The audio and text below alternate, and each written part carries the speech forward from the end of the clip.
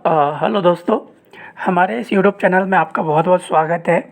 जैसा कि आप स्क्रीन पर देख पा रहे होंगे, हमारे यूट्यूब चैनल का शीर्षक ही भारत का इतिहास है। तो मैं आपको हमारे इस यूट्यूब चैनल के बारे में थोड़ा सा इंट्रोडक्शन देना चाहूँगा। तो गाइस, जैसा कि मैं आपको सबसे पहले बताऊँ तो हमने ये यूट्यूब चैनल इस इंटेंशन से बनाया है कि हम आपके साथ में हमारे इतिहास के बारे में जितना हो सके नॉलेज शेयर करें। हमारा इंटेंशन यही है, क्योंकि हमें एक चीज़ मालूम है कि हमारी मृत्यु होनी है, वो तय है। लेकिन हम पैदा कैसे हुए हैं, इस धरती पे आए कैसे हैं, हमारा अस्तित्व क्या है, वो चीज़ें हमसे क्या है दिन ब दिन छूटती जा रही है। इसके दो ही कारण हैं। एक कारण ये है कि हमारा इंटरेस्ट कम हो रहा है हमारे इतिहास की तरफ, और दूसरा ये है कि हमारे जो ग्रंथ हैं उन्हें नष्ट किया जा चुका है या नष्ट हो रहे हैं। ये दो ही कारण हो सकते हैं। तो गाइज़, हमारा इंटेंशन बहुत साफ़ है, बहुत ही साफ़ सुथरा है कि हम हमारे इतिहास के बारे में जितना हो सके, हमसे जितना बनेगा हमारी टीम से हम आपके साथ में नॉलेज शेयर करेंगे। आपसे एक ही रिक्वेस्ट है कि आप चैनल को सब्सक्राइब ज़रूर करें अगर आपको पसंद आता है तो। अगर नहीं आता तो कोई बात नहीं, अगर आपको अच्छा लगे तो दूसरों तक भी शेयर करें, क्योंकि ये हमारी संस्कृति के बारे में है। ऐसा इसमें कुछ नहीं कि हम चाइना ये और अमेरिका और दुनिया भर की चीज़ें के बारे में डिस्कस करेंगे। बारीक से बारीक चीज़ें जितना हमसे बन पड़ेगा। इतिहास, प्राचीन इतिहास, प्राचीन इतिहास मतलब जब हम थे भी नहीं शायद, जो आज हम हैं, उन चीज़ों के बारे में डिस्कस करेंगे वन बाय वन आने वाले वीडियोस में। तो देखिए, यहाँ पे प्राचीन इतिहास की अगर हम बात करें तो मैं 1740 से 1947 तक का इतिहास इन आने वाले वीडियो में आप लोगों के साथ में, मेरी टीम के साथ में मिलके रिकॉर्ड करूँगा, शेयर करूँगा। आपकी कमेंट हमें थोड़ा सा प्रोत्साहन देता है कि आपको अच्छा लग रहा है चीज़ें, तो वो ज़रूर करें, चैनल को सब्सक्राइब करें। तो गाइज़, आज के इस वीडियो में इतना ही इंट्रोडक्शन हमारे यूट्यूब चैनल के बारे में। अगर आप देखेंगे तो अभी हमारे 0 सब्सक्राइबर होंगे और कुछ भी नहीं है, पहला ही वीडियो होगा हमारे चैनल में। तो मालूम नहीं कौन आदमी होगा जो हमारा पहला सब्सक्राइबर होगा। पहला आदमी इस चैनल पे कमेंट करेगा और वीडियो को लाइक करेगा, शेयर करेगा। तो हमें तो नहीं मालूम, देखते हैं कौन करता है। तो गाइस, इस वीडियो में हम हमारे भारत के इतिहास को जानना शुरू करेंगे। तो सबसे पहले आज हम इसमें ज़्यादा चीज़ें नहीं, इस वीडियो की खास करके बात कर रहा हूँ। तो इस वीडियो में मैं आज आप लोगों के साथ में सिर्फ संक्षिप्त विवरण डिस्कस करूँगा। किसका? भारत के इतिहास का संक्षिप्त विवरण। मतलब बहुत छोटी चीज़ें, बहुत पुरानी चीज़ें नहीं, जो हमें सबको मालूम है बेसिकली। तो उसमें सबसे पहले अगर मैं आपको बताऊं तो देखिए, शायद आप भी जानते होंगे, ये चीज़ बताने वाली नहीं है कि जो भारत की जो संस्कृति है या सभ्यता है, ये दुनिया की सबसे पुरानी सभ्यताओं में से एक सभ्यता है। इसमें कोई डाउट नहीं है। ये चीज़ें तो हमने हमारे स्कूल में भी पढ़ी होंगी, है ना। तो देखिए, भारत विश्व की सबसे पुरानी सभ्यताओं में से एक सभ्यता है, ठीक है, जिसमें बहुरंगी विविधता और समृद्ध सांस्कृतिक विरासत है। तो जो कुछ है हम इसे एक तरीके से विरासत में मानते हैं। हमारी जो सभ्यताएं हैं, हमारी जो संस्कृतियां हैं और जो विविधता है, वो सब हमें हमारे पूर्वजों से मिली है, हमारा पुराना प्राचीन काल से मिली है, ठीक है। इसमें कोई हमें डाउट ही नहीं होना चाहिए। दूसरा, इसके साथ ही यह अपने आप को बदलते समय के साथ ढालती भी आई है। कहने का तात्पर्य बड़ा ही सिंपल है। जैसा समय आया हमारी संस्कृति वैसे ढलती गई, जैसा समय आया वैसी ढली, ढल रही है और ढलेगी। तो इसमें विविधता इसी कारण से है, इसी कारण से ये बहुरंगी है, क्योंकि जैसा समय आया वैसा हमारी संस्कृति रही। इसी के कारण हम इसे विविधतापूर्ण और बहुरंगी संस्कृति बोलते हैं। तीसरी चीज़ इसके बारे में हम जो है कि बात करें अगर, तो माफ़ कीजिएगा, थोड़ा गला ख़राब हो रहा है। तो आज़ादी पाने के बाद की अगर हम बात करें, ठीक है, उसके बाद से, तो आज़ादी पाने के बाद भारत ने बहुआयामी मतलब बहुत ज़्यादा, बहु मतलब बहुत ज़्यादा, आयामी मतलब एक तरीके से हम जो मापने वाली चीज़ें उसको बोलते हैं कि बहुत बड़े, उसमें कहना चाहिए, मुझे कहना चाहिए क्षेत्रफल तो नहीं कहना चाहिए, क्षेत्रफल लाइक बहुत बड़े पैमाने पे, इसके लिए सबसे सही वर्ड होगा कि बहुत बड़े पैमाने पे सामाजिक और आर्थिक प्रगति करी है। इसमें कोई शक नहीं है कि हमारा देश जब तक आज़ादी नहीं मिली थी तब तक तो थोड़ा प्रॉब्लम में था, लेकिन जब से आज़ादी मिली है, मतलब बिल्कुल भी हमने हमारी गति को कम नहीं किया है। जिस क्षेत्र में हो सके, जहाँ तक हो सके, भारत देश प्रगति कर रहा है, चाहे वो सामाजिक हो चाहे आर्थिक हो, इसमें कोई डाउट नहीं है। तो जैसे कि आप देखेंगे यहाँ पे हमारा भारत देश की संस्कृति, आप यहाँ पे आई होप कि ये इमेज ही काफ़ी है आपको बताने के लिए। विविधता हुई या फिर जो हमारी बहुरंगी संस्कृति है। अब इसके बारे में अगर हम आगे बढ़ें तो जैसे कि, और इसको अगर हम यहाँ पे समझने की कोशिश करें तो आर्थिक स्थिति यस बहुत ज़्यादा अच्छी है आज के टाइम पे। जैसे कि उस वक्त पाकिस्तान भी, अगर पाकिस्तान भी आज़ाद हुआ था तो पाकिस्तान के कंपेयर करें तो आज हम कहीं बहुत अच्छी स्थिति में हैं हर एक चीज़ में। ऐसा ही नहीं कि सिर्फ आर्थिक और सामाजिक, जितने भी क्षेत्र हैं एक मनुष्य को सभ्य जीवन जीने के लिए, उन सारे क्षेत्रों में हमने बहुत ही अच्छी प्रगति की है। ठीक है, उसी के साथ में बेसिक चीज़ें हमारे भारतवर्ष के बारे में क्या है कि हमारा भारतवर्ष क्या है, कृषि प्रधान देश है और ये आज आत्मनिर्भर बन चुका है कृषि में। भारत कृषि में आत्मनिर्भर बन चुका है और अब दुनिया के सबसे प्रौद्योगिक देशों की श्रेणी में भी इसकी गिनती की जाती है। तो दुनिया में बहुत सारे ऐसे देश हैं जो कृषि के क्षेत्र में बहुत ज़्यादा विकसित हो गए हैं, जिन्हें हम प्रौद्योगिक देश के नाम से जाने जाते हैं, मानते हैं। तो उन देशों में कहीं ना कहीं अब भारत की भी गिनती होने लगी है कृषि के मामले में। ठीक है, भारत ने इतनी उन्नति कर लिया है कृषि में, इतना आत्मनिर्भर बन गया है, हमें किसी भी चीज़ के लिए अब दूसरे देशों पर निर्भर नहीं रहना पड़ता। तो ये कृषि प्रधान देश है हमारा। ठीक है, इसमें बहुत अच्छी प्रगति हो रही है और आगे भी होती रहेगी। गवर्नमेंट ने बहुत सारी चीज़ें लाई हैं। अब ये डिपेंड करता है कि आदमी उसको कैसे एक्सेप्ट कर रहा है, कैसे देख रहा है। गवर्नमेंट ला भी रही है, वो अपनी तरफ से कोशिश कर रहे हैं कि अच्छे से अच्छा हो करके, देखते जाते हैं और आगे क्या प्रोग्रेस हो रहा है। और डेफिनेटली करेंगे प्रोग्रेस, हमारा देश रुकेगा नहीं, इतना तो है। इसके बाद में और बेसिक चीज़ें इसमें अगर हम देखें इसमें, तो कैसे इसमें देखिए, विश्व का 7वां बड़ा देश होने के नाते भारत शेष एशिया में अलग दिखता है। ठीक है, तो ये क्या है, विश्व का सबसे बड़ा 7वां देशों की अगर सबसे बड़े देशों की गिनती करें तो उसमें 7वें नंबर पे हमारा देश आता है। ठीक है, विश्व का 7वां बड़ा देश होने के नाते, जो कि शेष एशिया में सबसे अलग दिखाई देता है। इसकी संरचना अलग है, इसका ढांचा अलग है, स्ट्रक्चर अलग है। ठीक है, जिसकी विशेषता यहाँ के पर्वत, यहाँ के समुद्र, ठीक है, और इनकी जो भौगोलिक संरचना है वो अलग ही एक पहचान देती है हमारे भारत देश को विश्व में। तो आप देखेंगे इन सब चीज़ों के बारे में हम आगे की वीडियोस में देखेंगे डिटेल में, सारा पर्वत, समुद्र, जितना हो सके एक एक करके खोद के छोटी छोटी चीज़ें। अब इसके बारे में और थोड़ी बहुत चीज़ें बताऊं मैं, तो देखिए इसमें लाइक अगर हम इसके उत्तर में बात करें तो उत्तर में बृहद पर्वत श्रृंखला हिमालय से घिरा यह कर्क रेखा से आगे संकरा होता जाता है। तो ये सारी चीज़ें क्या है, देखिए अभी तो शायद आपको समझ में नहीं आया है मैंने क्या बोला अभी। तो ये हिमालय है, ठीक है, ये हिमालय में ही, ये कोई छोटा सा नहीं है, यहाँ तो कह रहे कि इमेज है। तो जितना मैंने ये बताया है मैं अगले वीडियो में डिटेल में बताऊँगा। जैसे उत्तर में बृहद पर्वत श्रृंखला हिमालय से घिरा है, कर्क रेखा से आगे संकरा होता जाता है। ठीक है, अब ये उत्तर में आपको शायद यहाँ पे समझना है। और अभी यहीं पे देखिए, यहाँ पे फिर एक क्या लिखा है मैंने कि पूर्व में बंगाल की खाड़ी, पश्चिम में अरब सागर तथा दक्षिण में हिंद महासागर इसकी सीमा निर्धारित करते हैं।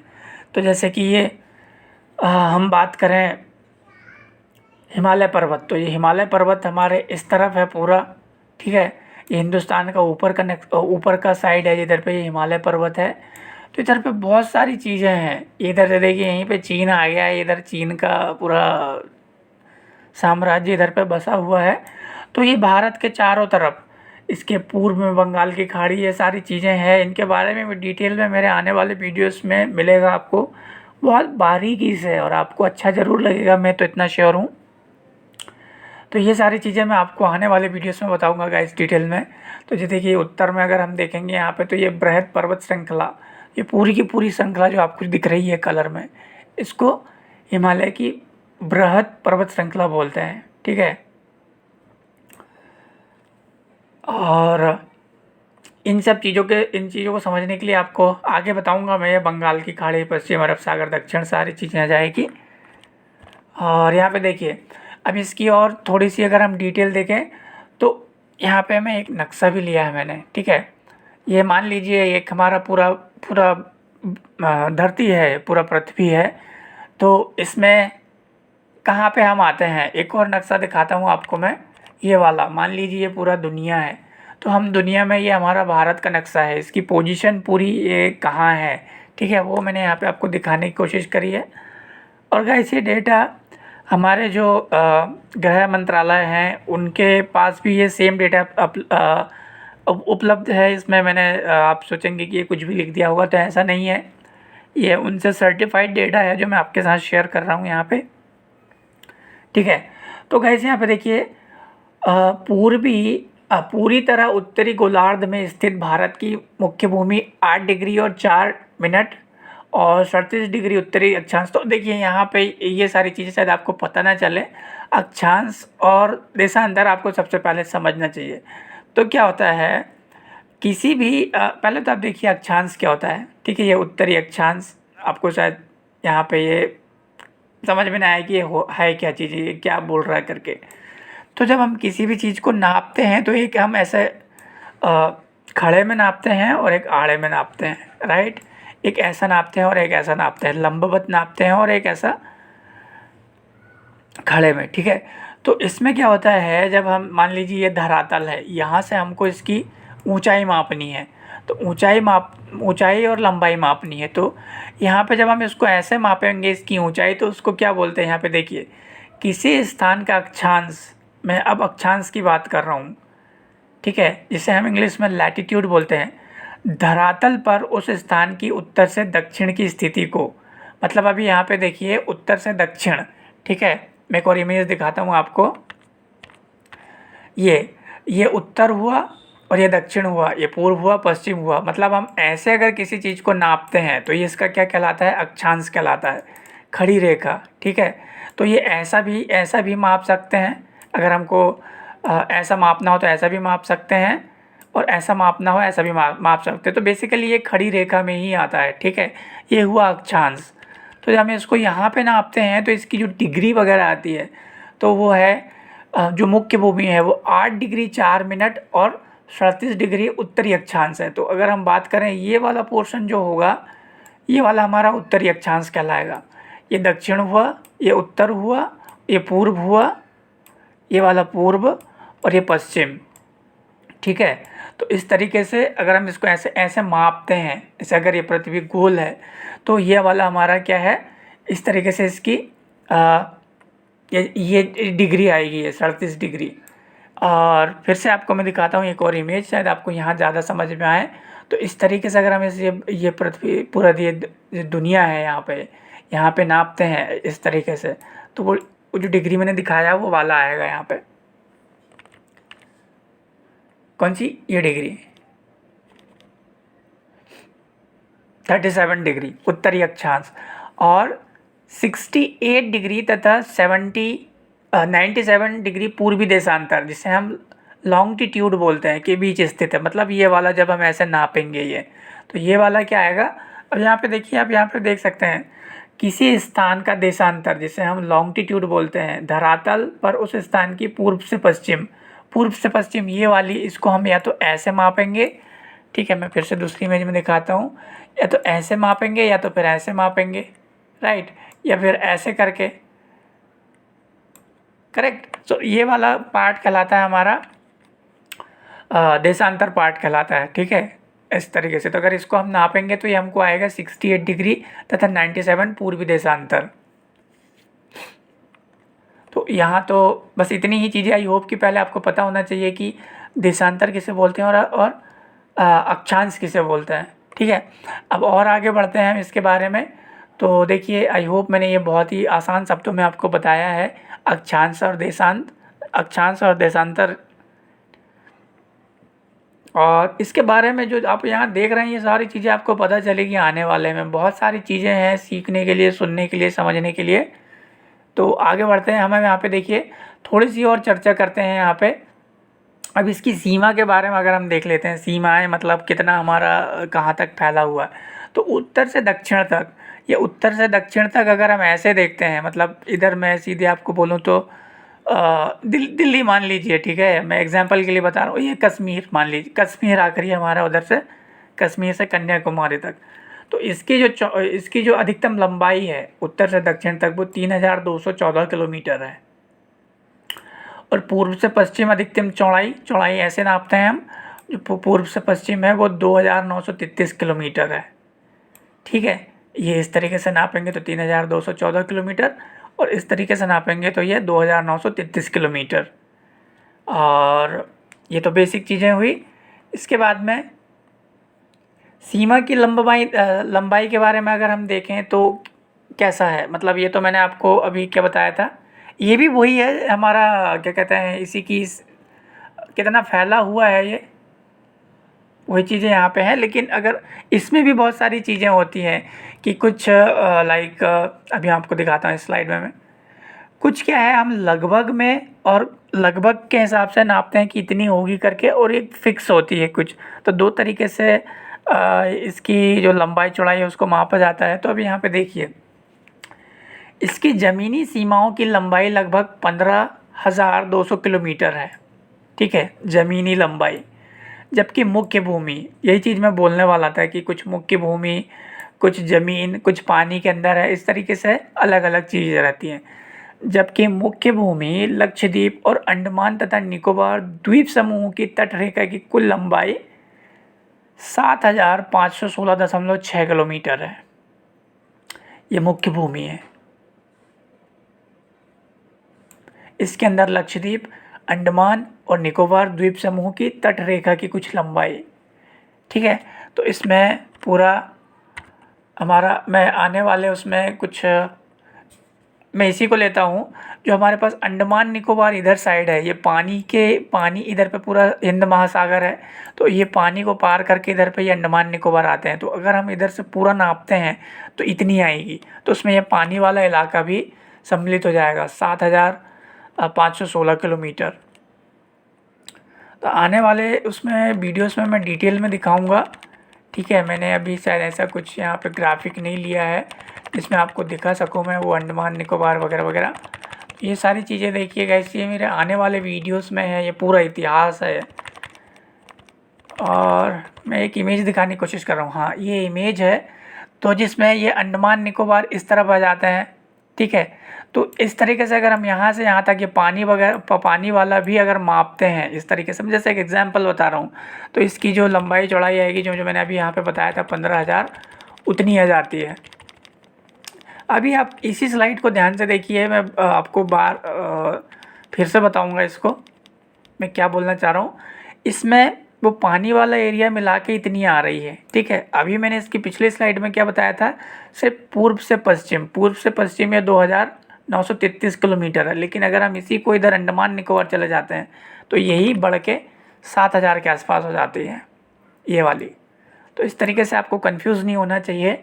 आपको ध्यान में रखना है कि कुछ भूमि सिर्फ अंदर ही अंदर मापी जाती है, कुछ भूमि जहाँ तक हमारा एरिया है पानी में भी जाके कहाँ तक हमारी सीमाएँ हैं उसको भी मापा जाता है इस तरीके से। तो आपको कंफ्यूज नहीं होना कि एक जगह बोला 2,000 बोल दिए, एक जगह 7,000 बोल रहे हैं। ठीक है, तो अब आगे बढ़ते हैं इसमें। तो गाइस ये तो था हमारा बेसिक इंट्रोडक्शन की कितनी सीमा है, कितनी लंबाई है, चौड़ाई है, बेसिक काम हमारा क्या है, कृषि है। ठीक है, बहुत अच्छी प्रगति कर रहे हैं हम। अब यहाँ पे अगली चीज़ मैं आपको बताता हूँ, भारत का इतिहास। तो जो भारत का इतिहास है, भारत के इतिहास को समझने के लिए इसे 3 भागों में बांटा गया है। ठीक है, तो उसमें सबसे पहला है प्राचीन भारत का इतिहास। प्राचीन मतलब वो सभ्यता जब शायद हम जन्मे भी नहीं थे, मैं तो नहीं जन्मा रहूँगा, और उस वक्त की बातें हैं ये, कौन था कौन नहीं था उस वक्त की बातें आती है प्राचीन भारत के इतिहास में। फिर उसके बाद में आता है मध्यकालीन भारत का इतिहास। प्राचीन में कुछ चीज़ें आई तो उससे जो आगे का समय आया वो थोड़ा अच्छा हुआ, तो उसे हम मध्यकालीन भारत बोलते हैं, या टाइम, सिंपल सी चीज़ें मध्यकाल। उसके बाद में आया स्वतंत्रता संग्राम, जिसे हम आधुनिक इतिहास या आधुनिक समय बोलते हैं। तो ये पूरा का पूरा, जैसे कि मैंने शुरू की स्लाइड में बताया था कि हम कहाँ से देखेंगे इसको, हम देखेंगे लाइक 1740 से। हमने संग्राम, जो स्वतंत्रता संग्राम वगैरह हुआ, वो हमें लड़ाई जो आज़ादी मिली वो मिली 1947 में, ठीक है। तो उससे पहले का जो है वो हमारा पूरा प्राचीन और मध्यकालीन इतिहास रहेगा, और जो हमारा आधुनिक इतिहास है वो 1947 के बाद में शुरू हुआ, ठीक है। ये स्वतंत्रता संग्राम, जिसे हम आधुनिक इतिहास भी बोलते हैं, तो ये 1947 के बाद का है। उसके पहले ये दो चीज़ें, तो इनके बारे में हम सारी चीज़ें आपको आने वाले वीडियोस में बताएंगे। प्राचीन भारत, अब देखिए प्राचीन भारत का मतलब क्या है, हम क्या सीखेंगे प्राचीन भारत में। जो मध्यकालीन भारत है वो, उसमें क्या चीज़ें रहेंगी, अब आपको मैं इसी में दिखा देता हूँ। तो देखिए प्राचीन भारत जो है, प्राचीन भारत में आती है जैसे कि सिंधु घाटी की सभ्यता, वैदिक सभ्यता, बौद्ध युग, सिकंदर का आक्रमण, गुप्त साम्राज्य, हर्षवर्धन, ये सारी चीज़ें आई हमारी प्राचीन भारत में, सारी चीज़ें हुई। तो ये बहुत थोड़ी सी चीज़ें हैं जो मैंने आपको यहाँ पे दिखाया कि हम इस तरीके की चीज़ें सीखेंगे। अब उसके बारे में देखिए नेक्स्ट जो है वो है मध्यकालीन भारत का इतिहास। तो इसमें इनके बाद में फिर पाल साम्राज्य हुआ, सेन साम्राज्य हुआ, प्रतिहार, राष्ट्रकूट, और दक्षिण का चोल राजवंश, दक्षिण एशिया में इस्लाम का उदय, इसके बाद में तैमूर का आक्रमण, विजयनगर साम्राज्य, भक्ति आंदोलन, मुगल राजवंश, सिख शक्ति का उदय। तो ये सारा कब हुआ, ये मध्यकालीन भारत में हुआ, मध्यकालीन भारत का इतिहास में। तो ये सारी घटनाएं मध्यकालीन भारत के इतिहास के अंतर्गत आती। तो इन सब का एक विस्तृत, एक अलग ही अलग कहानियाँ हैं सारी चीज़ों की। तो वो जब तक हम एक एक के बारे में जाएंगे नहीं, एक एक के बारे में देखेंगे नहीं, एक एक के बारे में सीखेंगे नहीं, तो पता नहीं चलेगा। तो ये सारी चीज़ें मैं आने वाले वीडियो में आपको बताऊंगा एक एक करके। और इसके बाद में आता है हमारा भारतीय स्वतंत्रता संग्राम, जो 1857 से 1947 तक, जिसे हम आधुनिक भारत बोलते हैं। तो इसमें फिर जो 1857 में जो भारतीय विद्रोह हुए, उसके कारण, उसके लाभ, परिणाम, किसने क्या किया क्या नहीं किया, ईस्ट इंडिया कंपनी का अंत, असहयोग आंदोलन, भारत छोड़ो आंदोलन। तो ये बहुत सारी चीज़ें हैं। ये तो एक एक चीज़ हाईलाइट करके मैंने दिखाया, इनमें बहुत सारी चीज़ें छुपी हुई हैं। तो वो सारी चीज़ें आप लोगों के साथ में हम शेयर करेंगे। तो गाइस इस वीडियो में हमने इतनी ही चीज़ें जस्ट शुरुआत के लिए आपसे शेयर करना चाहा, इंट्रोडक्शन देना चाहा, चैनल का इंट्रोडक्शन, हमारे विचार क्या हैं वो आपके साथ शेयर किए। और हम उम्मीद करते हैं कि आप हमारे साथ जुड़ेंगे और हमारे चैनल को देखेंगे, हमारे वीडियोस को देखेंगे। और जैसे कि हमने कहा कि आप चैनल सब्सक्राइब करेंगे तो आपको वीडियोस मिलते रहेंगे नोटिफिकेशन बगैर। साथ ही साथ चैनल को शेयर ज़रूर करें, वीडियो को शेयर करें, लाइक कमेंट ज़रूर करें। और हम अगले वीडियो में इतिहास के बारे में सीखना शुरू करेंगे। तो जैसा कि आपको मैं यहीं पे बता दूं, भारत का इतिहास, इसका परिचय, ठीक है, परिचय, और उसके बाद में फिर एक एक करके सारी चीज़ें। तो उसके लिए आपको वही है गाइस कि चैनल को सब्सक्राइब करना पड़ेगा। और हम उम्मीद करते हैं कि आप अपने इतिहास को ज़रूर सुनेंगे, सीखेंगे और दूसरों के साथ में शेयर करेंगे। तो हम मिलेंगे आपको अगले वीडियो में। जब तक के लिए धन्यवाद।